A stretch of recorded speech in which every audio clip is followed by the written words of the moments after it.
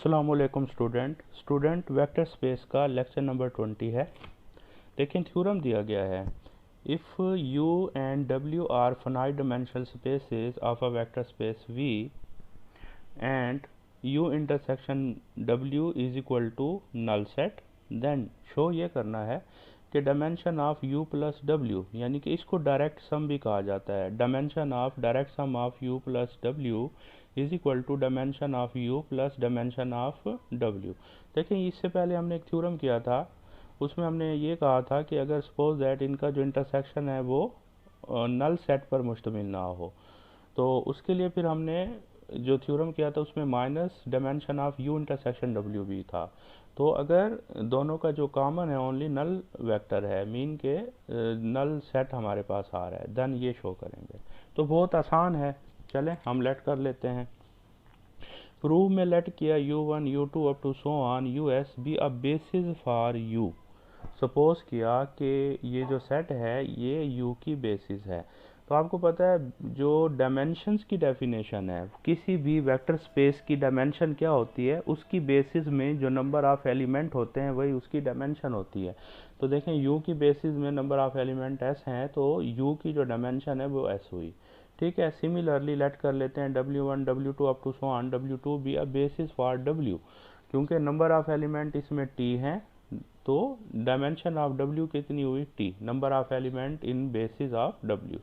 We are to prove that, हम ये prove करने चले हैं। देखें, इसमें हम प्रूफ सपोज कर लेते हैं कि ये प्रूव करेंगे कि b जो है u1 u2 up to so on ur w1 w2 up to so on wt is a basis for u plus w। Suppose that हम ये शो करते हैं कि ये जो सेट है ये u प्लस w की बेसिस है। तो ये बेसिस कब होगी? देखें, बेसिस की डेफिनेशन हमारे पास क्या होती है कि ऐसा सबसेट, किसी भी वेक्टर स्पेस का ऐसा सबसेट उसकी बेसिस कहलाता है कि उसके जो वेक्टर्स हैं लीनियरली इंडिपेंडेंट हों और वो जो सेट है वो उस बड़ी स्पेस को स्पैन करता हो। यानी कि ये जो सेट है ये u प्लस डब्ल्यू को स्पैन करता है। अब ये u प्लस डब्ल्यू को स्पैन कब करेगा? स्पैन करने का क्या मीनिंग होता है? वैसे तो जो b का जो स्पैनिंग सेट होगा उसमें सारे के सारे b के एलिमेंट के लीनियर कम्बिनेशंस होंगे। ठीक है, यानी कि जो b का स्पैनिंग सेट होगा उसमें तमाम के तमाम b के एलिमेंट के लीनियर कम्बिनेशंस होंगे। तो अब ये b जो है इसको स्पैन कैसे करेगा? सिंपल है कि अगर हम u प्लस डब्ल्यू से कोई एलिमेंट लेते हैं और वो इसके एलिमेंट के लीनियर कम्बिनेशंस के इक्वल आ जाता है, तो फिर शो हो जाएगा कि b ने u प्लस डब्ल्यू को स्पैन किया है। तो फर्स्ट हम शो करेंगे कि ये स्पैनिंग सेट है b का, तो उसके लिए b span u plus W, उसके लिए u प्लस डब्ल्यू से कोई एलिमेंट लिया, u प्लस डब्ल्यू से यानी एलिमेंट लिया u प्लस डब्ल्यू। तो by definition of u plus W के फर्स्ट एलिमेंट u का है, सेकेंड एलिमेंट w का है। तो फर्स्ट एलिमेंट u का है एंड आपको पता है अगर u का है तो u का एवरी एलिमेंट जो है वो इसकी बेसिस के लीनियर कम्बिनेशंस की फॉर्म में लिखा जाएगा।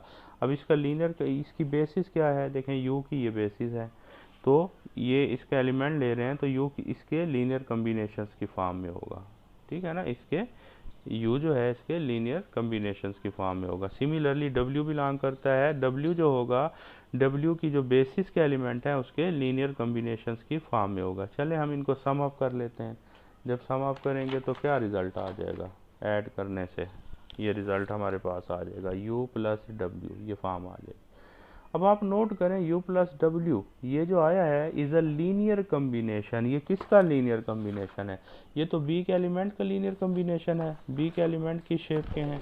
b हमारे पास किस शेप का है? देखें, b हमारे पास है u1 u2 up to so on ur w1 w2 up to so on wt। तो इनका जो लीनियर कम्बिनेशन है वो ये आ जाएगा हमारे पास। देखें, ये b के एलिमेंट का लीनियर कम्बिनेशन है, तो ये b के एलिमेंट का लीनियर कम्बिनेशन है।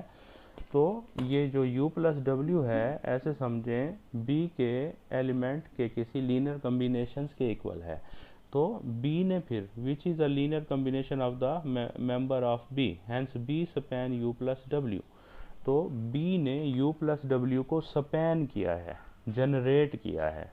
तो ये इसका जनरेटिंग मतलब फर्स्ट कंडीशन हमारे पास सेटिस्फाई होगी। इसी तरह सेकंड हम शो क्या करेंगे? सेकंड में हम शो करेंगे b इज़ इंडिपेंडेंट। बी जो है एक इंडिपेंडेंट सेट है। तो उसके लिए क्या करना होगा कि बी अगर लीनियरली इंडिपेंडेंट होगा तो बी के एलिमेंट का जो लीनियर कॉम्बिनेशंस होगा इज इक्वल टू 0 लेंगे। तो जितने भी स्केलर हैं देखें लेट कर लेते हैं summation I is equal to 1 से S A I U I plus summation I is equal to 1 से T B I W I. ये हमने लीनियर कॉम्बिनेशंस लिया है बी के तमाम मेंबर्स का, बी के तमाम एलिमेंट्स का, बी के तमाम वेक्टर्स का। ठीक हो गया। तो इज इक्वल टू 0 हमने इसके पुट कर दिया है। तो हम शो क्या करेंगे, we are to prove that कि each A I each B I 0 है। Each A I each B I अगर 0 हो जाता है तो फिर शो हो जाएगा कि बी के जो वेक्टर्स हैं या बी जो है वो लीनियरली इंडिपेंडेंट है। देखें इक्वेशन नंबर 1 है, इसको ऐसे राइट किया जा सकता है। अब आप नोट करें ये किसका एलिमेंट था, ये तो बिलोंग कर रहा है यू से, बिकॉज ये आपको पता है लीनियर कॉम्बिनेशन है। किसका लीनियर कॉम्बिनेशन है, ये लीनियर कॉम्बिनेशन है u की जो बेसिस है उसके एलिमेंट का। u की ये बेसिस है, इसका जो लीनियर कॉम्बिनेशन है तो मस्ट बिलोंग टू u, ये u से मस्ट है बिलोंग करेगा। ठीक है। और आपको पता है ये किसके एलिमेंट का लीनियर कॉम्बिनेशन है, ये w की जो बेसिस है उसके एलिमेंट का लीनियर कॉम्बिनेशन है, तो ये b से बिलोंग कर जाएगा। और आपको पता है ये इक्वल भी है, अगर ये इक्वल भी हैं तो दोनों का जो इंटरसेक्शन होगा मस्ट है ये उससे भी बिलोंग करेगा। ठीक हो गया। ये देखें यही हम कह रहे हैं कि हैंस ये देखें दोनों का जो ये दोनों इंटरसेक्शन से भी बिलोंग करेंगे। बट हमें पता है इंटरसेक्शन में तो ओनली क्या है, नल वेक्टर है, नल वेक्टर है ओनली, और तो कुछ है ही नहीं। तो फिर ये वेक्टर भी इज इक्वल टू 0 हुआ, ये वेक्टर भी इज इक्वल टू क्या हुआ 0, यानी कि क्या रिजल्ट आ गया हमारे पास, देयरफॉर ये रिजल्ट मिला, देयरफॉर कि ये वेक्टर 0 हुआ। अगर ये वेक्टर 0 हुआ तो आपको पता है u1 u2 up to so on u s is a basis for w। अगर ये बेसिस है तो बेसिस क्या होती है कि इसके जो वेक्टर्स होंगे ये लीनियरली इंडिपेंडेंट होंगे और ये जनरेट कर रहा होगा u को। तो इसके जो वेक्टर है u1 u2, तो ये u1 u2 up to so on इनका ये लीनियर कॉम्बिनेशन, ये नोट करें कि इन एलिमेंट्स का ये लीनियर कॉम्बिनेशन है और ये लीनियरली इंडिपेंडेंट है, तो ईच ए आई 0 होगा। ठीक हो गया। एंड सिमिलरली ये भी 0 होगा, बिकॉज देखें ये भी एलिमेंट उसी से बिलोंग कर रहा है, ये भी उसी से बिलोंग कर रहा है। देखें दोनों जो हैं ये एलिमेंट और ये तमाम दोनों जो हैं u इंटरसेक्शन w से बिलोंग कर रहे हैं, और u इंटरसेक्शन w में तो ओनली नल वेक्टर है, तो ये भी नल 0 के इक्वल हुआ, ये भी 0 के इक्वल हुआ, तो ये भी इक्वल टू 0 आ जाएगा। अगर ये भी इक्वल टू 0 है तो आपको पता है कि ये w1 ये ईच 0 है, because w1 w2 up to so on w2 is a basis of w, ये w की बेसिस है। और अगर ये w की बेसिस है तो बेसिस जो होती है उसमें जो एलिमेंट होते हैं वो लीनियरली इंडिपेंडेंट होते हैं, तो ये जो वेक्टर्स हैं ये लीनियरली इंडिपेंडेंट है, तो इनका जो लीनियर कॉम्बिनेशन होगा वो अगर हम 0 लेंगे तो ईच बी आई क्या हुआ 0 हुआ। ठीक हो गया। तो equation number 1 gives that, equation number 1 हमारे पास क्या आ जाएगी, देखें इक्वेशन नंबर 1 जो थी ये इक्वेशन नंबर 1 थी, ये क्या आ जाएगा, मीन के each A I each B I 0 हो गए, तो each A I B I 0 हो गए, तो ये बी के तमाम वेक्टर्स का लीनियर कॉम्बिनेशन हमने लिया था उसमें each A I B I 0 हो गए, तो बी जो है वो लीनियरली इंडिपेंडेंट होगा। ठीक है ना। तो क्या रिजल्ट मिला हमें कि hence B is an independent set, linearly independent set. तो दोनों कंडीशंस बी ने बोथ कंडीशन सेटिस्फाई कर दी है। मीन के पहली कंडीशंस क्या थी कि यू प्लस डब्ल्यू ने बी ने यू प्लस डब्ल्यू को स्पैन किया है और बी जो है लीनियरली इंडिपेंडेंट है, तो फिर बी जो है क्या हुई basis for u plus W, दस b is a basis for u, direct sum of u plus W की ये बेसिस हुई।